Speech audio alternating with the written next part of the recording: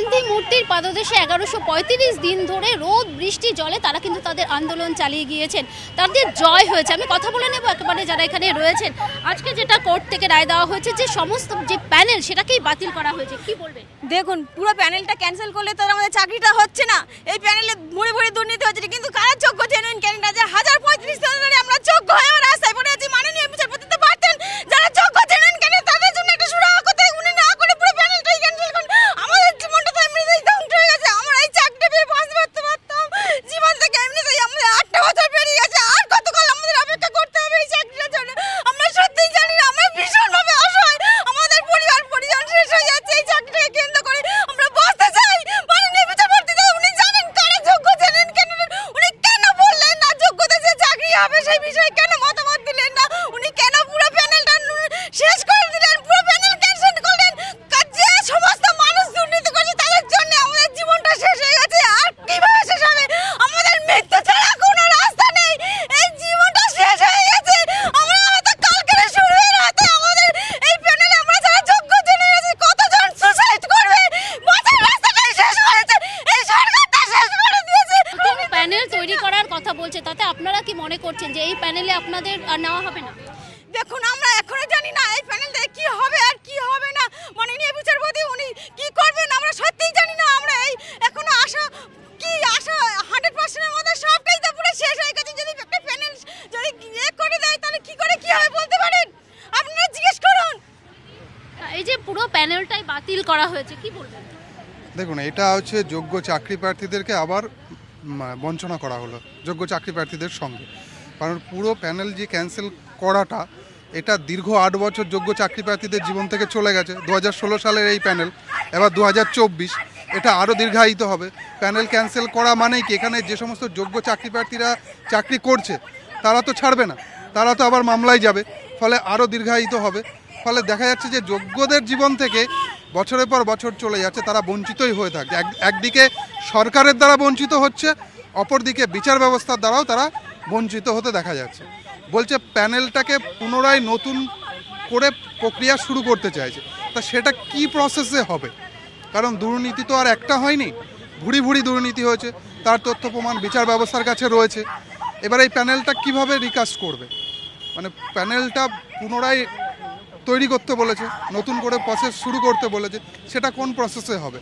আমরা যারা বঞ্চিত হয়েছি তাদেরকে কিভাবে এই প্যানেলে রাখা হবে? 1135 দিন ধরে তারা তাদের এই আন্দোলন চালিয়ে গেছে।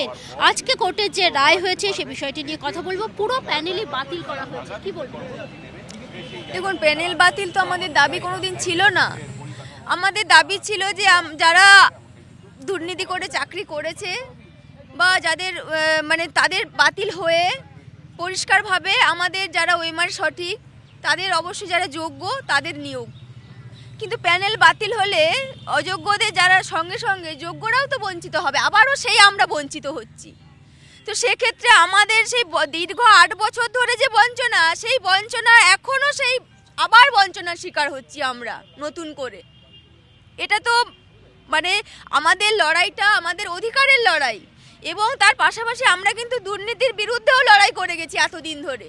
তো সেক্ষেত্রে মহামান্য বিচারপতির কাছে আমাদের মানে আস্থা অবশ্যই প্রথম থেকেই ছিল, এখনও আছে, যে আমরা যে দুর্নীতির বিরুদ্ধে লড়েছি এবং আমাদের যে হকের চাকরিটা আমরা ফিরে পাবো, এই আস্থাটা কিন্তু আমাদের এখনও আছে। এবং ক্যান্সার পেশেন্ট সোমা দাসের চাকরিটা যেমন মহামান্য আদালত মানবিকতার জায়গা থেকে ওটা মান্যতা দিয়েছেন, সেক্ষেত্রে আমরাও বলবো যে আমরা দীর্ঘ 8 বছর ধরে যোগ্য হয়েও দীর্ঘদিন ধরে বঞ্চিত হয়ে দীর্ঘ মানে প্রতিকূলতার মধ্যে দিয়ে বিভিন্ন প্রতিকূলতার মধ্যে দিয়ে আমরা কিন্তু মানে গিয়েছি। সেক্ষেত্রে আমাদের পরিবারগুলো কিন্তু শেষ হয়ে গেছে, অনেকে প্রাণ, অনেকের বাবা মা চলে গেছে, অনেকে আত্মহত্যা করেছে, এবং আমাদের জীবনটা তো শেষ। মানে আমরা শারীরিক দিক থেকে 15 দিনের মধ্যে নতুন যে প্যানেল তৈরি হবে, আপনাদের কি আবেদন থাকবে যে এই নতুন প্যানেলে আপনারা যারা যোগ্য মনে করছেন সঠিক তথ্য প্রমাণ দিয়ে সেটা আপনারা যাতে এই প্যানেলে ভুক্ত হতে পারেন? অবশ্যই যাতে আমাদের মানে সেই প্যানেলভুক্ত আমরা অবশ্যই যেন প্রত্যেকটা 9 to 12-এর যত ওয়েটিং আমরা ওইমার সঠিক অবশ্যই যেন আমরা থাকতে পারি, সেই প্রেয়ার অবশ্যই আমাদের বিচার ব্যবস্থার কাছে থাকবে, মহামান্য আদালতের কাছে যেমন তেমন সরকারের তরফেও থাকবে, এবং আমাদের কমিশন, শিক্ষা দপ্তর, বিভিন্ন সবাই সবার প্রত্যেকের কাছে আজকে প্রেয়ার পুরো থাকবে। প্যানেলটা বাতিল করা হলো, আপনারা তো দীর্ঘদিন ধরে আন্দোলন করছেন, কি বলবেন? আমরা যোগ্য 8 বছর ধরে বঞ্চিত, আমাদের যোগ্যতা ফিরে পাওয়ার জন্যই তো আমরা বসে আছি। কিন্তু আজকে মহামান্য বিচারপতি যে রায়দান করেছেন, আমরা চাই যে সেটা যেন আমাদের পক্ষেই, মানে আমরা যোগ্যরা যেন কোনোভাবেই বঞ্চিত না হই। আর যারা অযোগ্য ছিল তাদেরকে বাদ দিয়ে যেন আমাদেরকে যারা যোগ্য তারা প্রমাণিত হয়েছে তারা সবাই যেন চাকরিটা পায়। নাহলে আমাদের সেই 8 বছর ধরে যে পথে বসে আছি আমরা সেই জায়গায় আমরা পৌঁছে গেছি। আমাদের প্রত্যেকেই সবাই কোনো না কোনোভাবে আমরা বিধ্বস্ত হয়ে গেছি।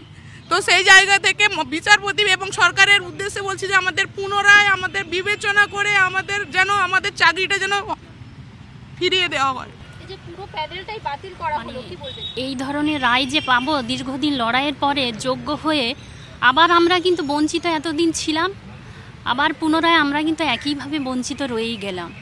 বিচার ব্যবস্থার উপর এতদিন আমরা যে আস্থা রেখেছিলাম সেই আস্থা কিন্তু আমাদের আর রইল না।